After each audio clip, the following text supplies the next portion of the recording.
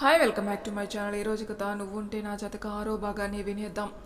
మను తన డ్రెస్కి అయిన కుంకుమ తుడుచుకోవడానికి ఆ రూమ్లో ఉన్న వాష్రూమ్ దగ్గరికి వెళ్ళి డోర్ ఓపెన్ చేస్తుంది. అశోక్ స్నానం చేస్తూ ఉంటాడు.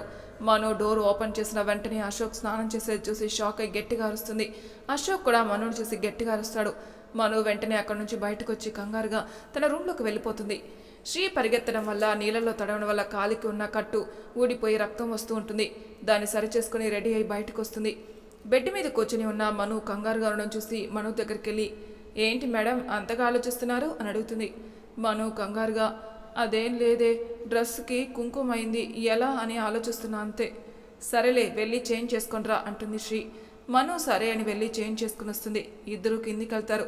అక్కడ డైనింగ్ టేబుల్ మీద అందరూ కూర్చుని వీళ్ళ కోసం వెయిట్ చేస్తుంటారు. మను అశోక్ని చూసి తలదించుకుంటుంది. అశోక్ చిన్నగా నవ్వుతాడు.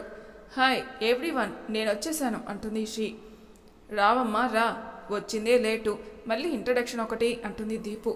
నీకు కుళ్ళే అంటుంది శ్రీ. అమ్మా శ్రీ, ఇతను మా అబ్బాయి అశోక్ అంటాడు రావు.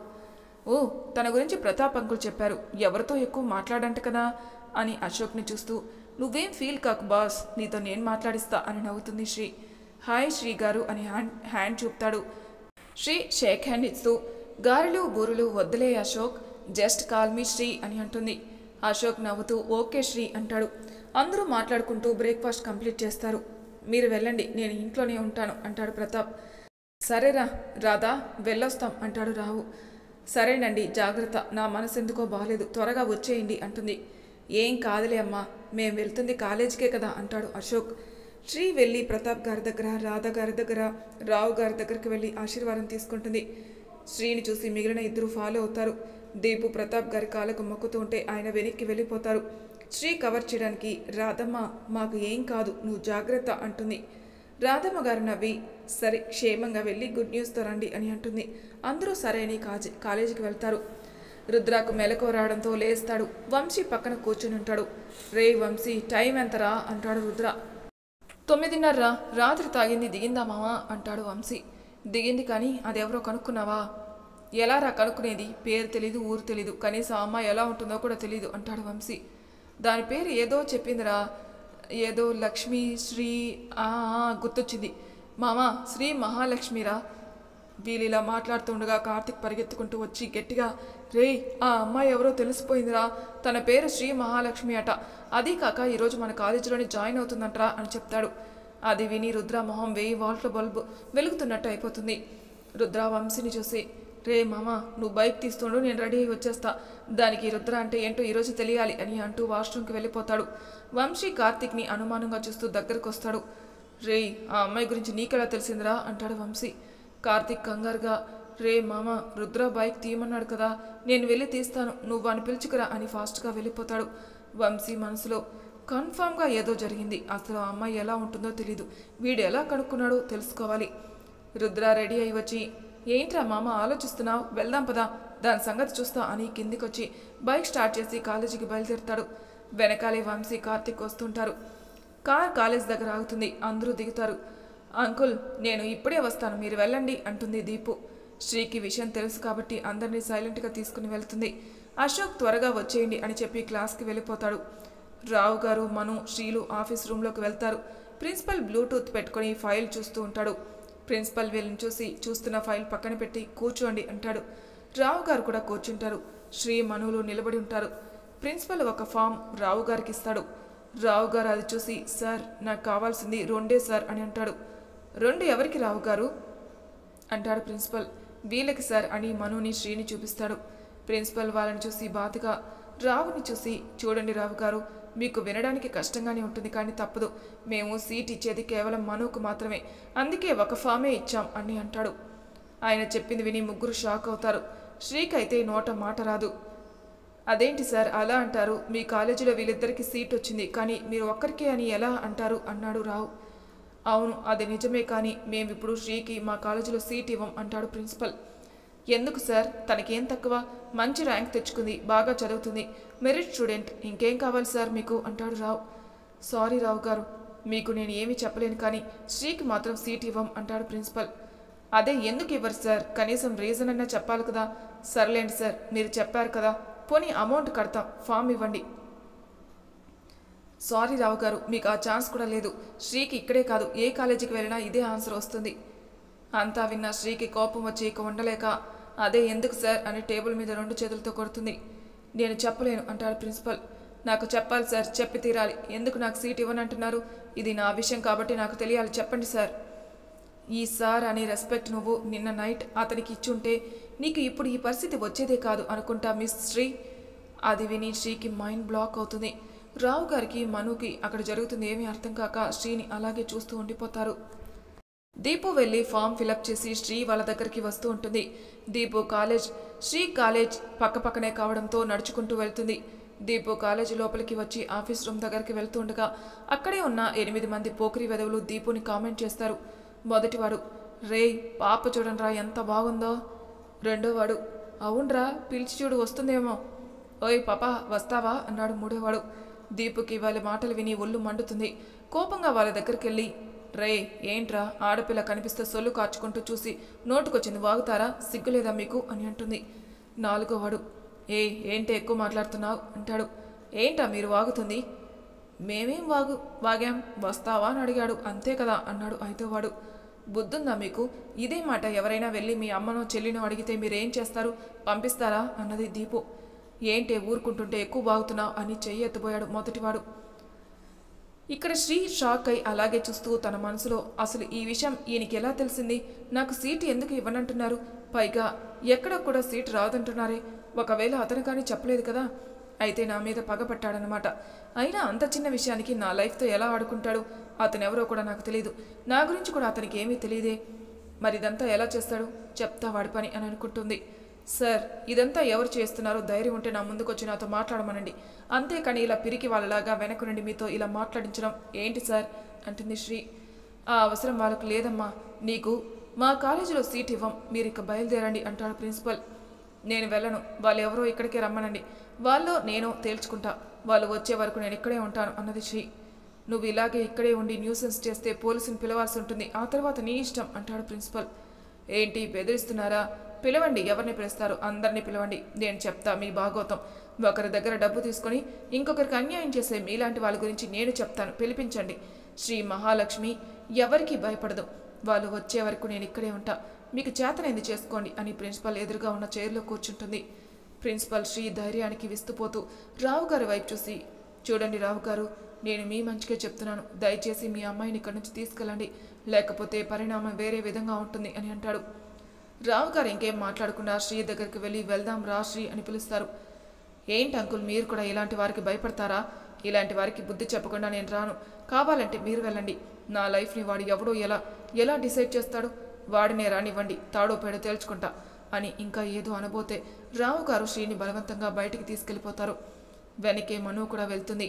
శ్రీ కోపంగా, ఏంటి అంకుల్ మీరు ఇలా చేశారు, వాడెవడికో మీరు భయపడి నన్ను బయటికి తీసుకురావడం ఏంటి? రావ్, ఏం జరిగిందో తెలుసుకుందామని తీసుకొచ్చాను శ్రీ. నువ్వు నిన్ననే హైదరాబాద్ వచ్చావు, ఇంతలో ఏం జరిగింది? ఎవరికి నువ్వు రెస్పెక్ట్ ఇవ్వలేదు, అసలు ఏం జరిగింది? శ్రీ ఇంకా దాచడం వేస్ట్ అని రాత్రి జరిగింది మొత్తం చెప్తుంది. మను, రావు గారు అంతా విని షాక్ అయి శ్రీ కాలుని చూస్తారు. శ్రీ కాలుకి బ్యాండేజ్ చుట్టుంటుంది. అతని పేరు ఏంటి శ్రీ? ఏదో చెప్పాడు అంకుల్, బద్రీనో భద్రానో, గుర్తొచ్చింది uncle, Rudra, son of great Chakradhar అంట. రావు గారు ముందు ఆశ్చర్యపోయిన తర్వాత భయపడి కంగారుగా, అమ్మా శ్రీ, మను మీరు ఇక్కడే ఉండండి, నేను వెళ్ళి మాట్లాడొస్తాను అని ఫాస్ట్గా ఆఫీస్ రూమ్కి వెళ్తారు. మను శ్రీ చెవి పట్టుకుని కోపంగా, ఇంత జరిగినా నాకు చెప్పాలని నీకు అనిపించలేదా అని అంటుంది. అబ్బా వదలవే, ఆ కేకే గురించి ఇంకా అవసరం లేదు అనుకున్నా, కానీ వాడు ఇలా తగులుకుంటాడని నాకేం తెలుసు, అయినా దీనికే ఇలా అంటున్నావు, మరి దీపు గురించి తెలిస్తే ఏం చేస్తావో? దీపు గురించా? ఏం చేసింది అది అని ఇంకా మాట్లాడేలోపే శ్రీ దీపు అని కోపంగా వెళ్తుంది. మను ఏమైంది దీనికి అనుకుంటూ శ్రీ వెనకే వెళ్తుంది. దీపుని కొట్టడానికి చెయ్యి ఎత్తుతుంటే దీపు భయంతో కళ్ళు మూసుకుంటుంది. ఎంతసేపటికి తన మీద చెయ్యి పడకపోతే ఏమైంది అనుకుంటూ ఒక కన్ను తెరుస్తుంది. కళ్ళు తెరిచి అక్కడ జరుగుతున్న చూసి షాక్ అవుతుంది. తనని కొట్టాలని వచ్చిన వాడు గోడ కతుక్కొని ఉంటాడు. ఎవరా అని పక్కకు చూస్తే అక్కడున్న శ్రీని చూసి కంగు తింటుంది. శ్రీ చాలా కోపంగా ఉంటుంది. ఒక పక్క రుద్ర మీద కోపం, ఇంకో పక్క ప్రిన్సిపల్ మీద కోపం, మరో పక్క దీపుని కొట్టడానికి వచ్చాడని కోపం, అన్నీ కలగలిపి వాడిని ఒక తన్ను తనింది. అంతే, వాడు గోడ కతుక్కున్నాడు. ఆ పోకిరి వెధవులు శ్రీని చూసి, ఎంత ధైర్యం ఉంటే మా వాడినే కొడతాం అని శ్రీ మీదకి వెళ్తారు. శ్రీ వచ్చిన వాడిని వచ్చినట్టు బొక్కలు ఇరుస్తుంది. శ్రీ కొట్టిన కొట్టుకి తట్టుకోలేక వాళ్ళు సరెండర్ అవుతారు. శ్రీ దీపుని కొట్టడానికి వచ్చిన వాడి దగ్గరికి కోపంగా వెళ్ళి వాడి కాలర్ పట్టుకొని, నువ్వు ఎంత వెదవ్వైతే ఒక ఆడపిల్లను, అందులో నా ఫ్రెండ్ని కొట్టడానికి వస్తావురా అని చెంప మీద కొడుతుంది. ఇంకోసారి నువ్వు ఏ అమ్మాయి జోలికి వెళ్ళకూడదు అని మళ్ళీ కొట్టడానికి చెయ్యెత్తితే ఒక చెయ్యి వచ్చి శ్రీ చేతిని పట్టుకుంటుంది. శ్రీ కోపంగా ఎవరా అని చూసి షాక్ అయి స్టన్ అయిపోతుంది. కొట్టించుకున్న వాళ్ళు పరిగెత్తుకుంటూ సమయానికి దేవుళ్ళ వచ్చి కాపాడావని దండం పెడుతూ వెళ్ళిపోతారు. శ్రీ షాక్లోనే ఉండి, నువ్వు నువ్వు నేనే గుర్తుకొచ్చానా అంటాడు అతను. మిస్టర్ కేకే అంటుంది శ్రీ. రుద్ర కోపంగా, నీకెంత ధైర్యం ఉంటే నన్ను కేకే అంటావు? నా పేరు గుర్తులేదా నీకు? శ్రీ కోపంగా, నువ్వేమైనా షారుఖ్ ఖాన్వా లేకపోతే అమీర్ ఖాన్వా నీ పేరు గుర్తుపెట్టుకోవడానికి? నీకున్న ఈ పొగరేనే నా ఈగోని హట్ చేసింది. నేనేం చేస్తానో చూడు అన్నాడు రుద్ర. చేయాల్సిందంతా చేసావు కదా, ఇంకా ఏం చేస్తావు? నా ప్రాణం అనుకున్న నా చదువుని నా నుంచి లాక్కున్నావు. నాకు జీవితం అనేది లేకుండా చేసావు. నువ్వు అసలు మనిషివేనా? ఎంత డబ్బుంటే మాత్రం ఇలా ఆడపిల్ల జీవితంలో ఎలా ఆడుకుంటావు? నీకు అసలు మనసు అనేదే లేదా? చిన్న విషయానికి నా జీవితమే నాశనం చేస్తావు. ఇంకా ఏం కావాలి? ఇంకా ఏం చేయాలనుకుంటున్నావు అన్నది. రుద్ర ఆశ్చర్యంగా, నేను నీ జీవితం నాశనం చేయడం ఏంటి? అసలు నువ్వేం వాగుతున్నావు? ఆ ప్రిన్సిపల్కి డబ్బులు ఇచ్చి నాకు ఇక్కడే కాదు ఇంకెక్కడ సీట్ రాకుండా చేసావు కదా, ఇంకా ఎందుకు నటిస్తున్నావు అన్నది శ్రీ. రుద్ర కోపంగా ఆపు అని అరుస్తాడు. రుద్ర అరుపుకి శ్రీతో పాటు అక్కడున్న అందరూ భయపడి సైలెంట్ అవుతారు. రుద్ర శ్రీ చేతిని పట్టుకుని కోపంగా ప్రిన్సిపల్ దగ్గరికి వెళ్తాడు. వెనకే వంశీ, దీపు, మనులు వెళ్తారు. రావు గారు ప్రిన్సిపల్కి నచ్చజెబుతూ ఉంటాడు. వీళ్ళు మాట్లాడుతూ ఉండగా డోర్ని దడేల్మని తన్నుకుంటూ రుద్ర శ్రీని పట్టుకుని వస్తాడు. రుద్ర కోపంగా, ఇప్పుడు చెప్పు, ఎవరు ఎవరికి డబ్బులిచ్చి ఏం చేశారో? నువ్వే ప్రిన్సిపల్కి డబ్బులిచ్చి నాకు ఎక్కడా సీట్ రాకుండా చేస్తావు కదా అంటుంది శ్రీ. అని ఎవరు చెప్పారు? ప్రిన్సిపల్ని చూపిస్తూ, ఈయన నిన్న నీకు సార్ అని రెస్పెక్ట్ ఇచ్చింటే ఈరోజు నాకు ఈ పరిస్థితి వచ్చేది కాదన్నారు. అంటే దానికి అర్థం ఏంటి? మనకి గొడవ జరిగినట్టు నీకు నాకు తప్ప ఎవరికి తెలీదు. మరి ఈయనకి ఎలా తెలిసింది? అంటే నువ్వే చెప్పి డబ్బులు ఇప్పించి నాకు సీట్ రాకుండా చేసావు అంతే కదా అంటుంది. అయిపోయిందా, ఇంకా ఉందా అని అడుగుతాడు. ఏంటి వెటకారమా? మరి లేకపోతే ఏంటి? అన్నీ నీకై నువ్వే ఊహించుకుంటే నేనేం చేయాలి? నువ్వు కాసేపు సైలెంట్గా ఉండు, నీ సీట్ నీకు వస్తుంది అన్నాడు రుద్ర. రుద్ర అలా చెప్పడంతో శ్రీ సైలెంట్ అయిపోతుంది. రుద్ర ప్రిన్సిపల్ని చూసి కోపంగా, ఎవరు చేశారు అంకుల్ ఇదంతా అని అంటాడు. ప్రిన్సిపల్ తన చెవులో ఉన్న బ్లూటూత్ని తీసి రుద్రాకిస్తాడు. రుద్ర అది చెవులో పెట్టుకుని అటుపక్క నుంచి హాయ్ నాన్న అని అంటారు. రుద్ర షాక్ అయ్యి డాడ్ అంటాడు. ఒక్క ప్రిన్సిపల్ తప్ప అక్కడున్న అందరూ షాక్ అవుతారు. ఏంటి నాన్న షాక్ అయ్యావా? నేను నీకు ఇచ్చిన గిఫ్ట్ ఎలా ఉంది, నీకు నచ్చిందా అన్నాడు చక్రధర్. అంటే ఇదంతా చేసింది మీరా? మీకెలా తెలిసింది అన్నాడు రుద్ర. నా కొడుకు విషయంలో ఏం జరిగినా నాకు తెలియకుండా ఎలా ఉంటుంది నాన్న? అయినా నువ్వే చెప్పావు కదా ఆ అమ్మాయి ఏడుస్తుంటే చూడాలని ఉందని, అందుకే ఇలా ప్లాన్ చేశా అన్నాడు చక్రధర్. నేను అన్నాను డాడ్, కానీ ఇలా కాదు. నేను ఏడిపిస్తుంటే తను ఏడుస్తుంటే చూడాలని ఉంది డాడ్. ప్లీజ్ డాడ్, మీరు ఇందులో ఇన్వాల్వ్ అవ్వకండి. తన సీట్ తనకి ఇప్పించండి, తన గురించి నేను చూసుకుంటా అన్నాడు. సరే ఓకే సన్, నీ ఇష్టం, నువ్వు ఎలా చెప్తే అలాగే, ఫోన్ వాడికి ఇవ్వు అన్నాడు చక్రధర్. ఓకే డాడ్ అని బ్లూటూత్ ప్రిన్సిపల్కి ఇస్తూ, అంకుల్ డాడ్ మీతో మాట్లాడతారట. ప్రిన్సిపల్ అది తీసుకుని, ఓకేరా నువ్వు ఎలా అంటే అలా, ఇప్పుడు సీట్ ఇస్తా ఉంటాను అని కాల్ కట్ చేస్తాడు. ప్రిన్సిపల్ ఒక ఫామ్ తీసుకుని శ్రీకి ఇస్తాడు. శ్రీ అది తీసుకొని రుద్రాన్ని చూస్తుంది. ఇంకేం తల్లి ఫిల్ చేయి అన్నీ అంటాడు. శ్రీ సంతోషంగా థ్యాంక్ యూ రుద్ర గారు అని చెప్పి ఫామ్ ఫిల్ చేస్తుంది. మను కూడా వెళ్ళి తన ఫామ్ ఫిల్ చేస్తుంది. ఇద్దరు కంప్లీట్ చేశాక ప్రిన్సిపల్కి ఇవ్వబోతుంటే రుద్ర వచ్చి అవి తీసుకుంటాడు. శ్రీకి అర్థం కాక రుద్రాన్ని అలాగే చూస్తుంది. రుద్ర మను ఫామ్ మట్టం ప్రిన్సిపల్కి ఇచ్చి శ్రీ ఫామ్ చూసి వెళ్ళి అక్కడున్న కంప్యూటర్లో ఏదో కొట్టి పేపర్లో ప్రింట్ తీసి శ్రీ దగ్గరికి వచ్చి ఆ పేపర్ ఇస్తాడు. ఏంటండి ఇది అంటుంది. చదువు నీకే తెలుస్తుంది అంటాడు. శ్రీ సరే అని చదువుతుంది. అందులో ఇలా ఉంటుంది. శ్రీ అనే నేను నా అంగీకారంతో రాస్తున్న పత్రం ఇది. నేను చదివే ఈ 3 ఏళ్ళు మనసా వాచా కర్మన రుద్ర గారి దగ్గరే పనిచేస్తాను. ఆయన ఏమి చెప్పినా ఎదురు చెప్పకుండా బుద్ధిగా ఆయన చెప్పినట్టు నడుచుకుంటాను అని ప్రమాణం చేస్తున్నాను ఇట్లు అనుంటుంది. శ్రీ దాన్ని చదివి రుద్రాన్ని కోపంగా చూస్తుంది. ఏంటి అలా మింగేసి అలా చూస్తున్నావు? నువ్వు ఎలా చూసినా భయపడే వాళ్ళు లేరు ఇక్కడ. నీకు ఈ కాలేజీలో సీట్ రావాలంటే నువ్వు దీని మీద సంతకం చేయాల్సిందే అంటాడు. నాకు సీటు తెప్పిస్తే నువ్వు మంచివాడు అనుకున్నా, కానీ ఇలా ఆలోచిస్తావు అనుకోలేదు అన్నది. రుద్ర శ్రీ చేతిలో పేపర్ తీసుకుని, ఏంటి నువ్వు నేను నన్ను ఎన్ని మాట్లాడినావు? అవన్నీ నేను పట్టించుకోకుండా నీకు సీట్ ఇప్పించి బాగా చదివించి మంచి జాబ్ వచ్చేలా చేస్తా అనుకున్నావా? రుద్ర ఇక్కడ ఉండేది నా గురించి అలా ఎలా అనుకున్నావు? నీ వల్ల నా ఈగో హర్ట్ అయింది. అలాంటిది నిన్ను అంత ఈజీగా వదిలేస్తానని ఎలా అనుకున్నావు? నేను నిన్ను టార్చర్ చేస్తుంటే నువ్వు ఏడుస్తుంటే అది నేను చూడాలి. నువ్వు ఈ పేపర్ మీద సైన్ చేస్తేనే నీకు సీటు వస్తుంది, లేకపోతే మా డాడ్ చెప్పినట్టు చేయాల్సి వస్తుంది. ఆ తర్వాత నీ ఇష్టం. నాకు ఏదైనా నచ్చితే అడిగి తీసుకునే అలవాటు లేదు, లాక్కోవడమే. నేను నీకు 1 నిమిషం టైం ఇస్తా అని రుద్ర అనేలోపే శ్రీ రుద్ర చేతిలో ఉన్న పేపర్స్ తీసుకొని సైన్ చేసి రుద్రాకి ఇస్తుంది. శ్రీ చేసిన పనికి అక్కడున్న అందరూ షాక్ అయి చూస్తారు. శ్రీ కోపంగా, చాలా, ఇంకేమైనా కావాలా అంటుంది. రుద్ర తేరుకొని ఆ పేపర్ తీసుకుంటూ, నేను ఏం అడిగానో నీకు అర్థమైందా? అసలు ఆ పేపర్లో ఉంది చదివావా అని అంటాడు. చదివాను. ఏముంది అందులో? 3 ఏళ్ళు నీ దగ్గర పనిచేయాలని రాస్తుంది, అంతే కదా, ఇంకా ఏమైనా యాడ్ చేసావా అని మళ్ళీ పేపర్ లాక్కొని చూస్తుంది. ఈసారి శ్రీ ఇచ్చిన జవాబుకి అందరూ విస్తుపోతారు. కరెక్ట్గానే చదివానే, బాగానే ఉంది అంటుంది. అయితే నీకు ఇష్టమేనా అంటాడు. ఇష్టమే, కానీ ఒక కండిషన్. ఏంటది? నేను నీ దగ్గర పని చేస్తాను, కానీ నేను సండే మాత్రం పని చేయను. నీకు ఇది ఓకే అయితే రేపటి నుంచి జాయిన్ అవుతా అన్నది. నేను నీకు యాక్సిడెంట్ అయింది కాలికే కదా? అవును. ఎందుకు అలా అడిగావు? ఏం లేదు, తలకు తగిలి నీ చిప్పు దబ్బిందేమో అని. నాకన్నా ఉండి పోయింది, కానీ నీకు అది కూడా లేదు కదా? ఏంటి అంటాడు. ఏం లేదు సార్, మేము ఇంక వెళ్తాము. రుద్ర శ్రీ దగ్గరకు వచ్చి శ్రీ చేతిలో ఉన్న ఫోన్ తీసుకుని నెంబర్ సేవ్ చేసుకుంటాడు. ఓయ్, ఏంటిది? నా నెంబర్తో నీకేం పని అంటుంది. రేపటి నుంచి నువ్వు నా సర్వెంట్వి కదా, నీ నెంబర్ నా దగ్గర లేకపోతే ఎలా? అందుకే తీసుకున్నా, ఇంక నువ్వు వెళ్ళు అంటాడు. శ్రీ కోపంగా రావు గారిని, దీపు, మనుల్ని తీసుకుని వెళ్తుంది. వంశీ రుద్ర దగ్గరకు వచ్చి, ఏంట్రా ఆ అమ్మాయి అలా ఉంది, నాకెందుకో తేడా కొడుతుందిరా అని అంటాడు. రుద్ర నవ్వుతూ, రేయ్, దానికి నా గురించి పూర్తిగా తెలీదు, త్వరలోనే తెలిసేలా చేస్తా. ఈ రుద్ర అంటే ఏంటో చూపిస్తా, దానిని పని పడతా.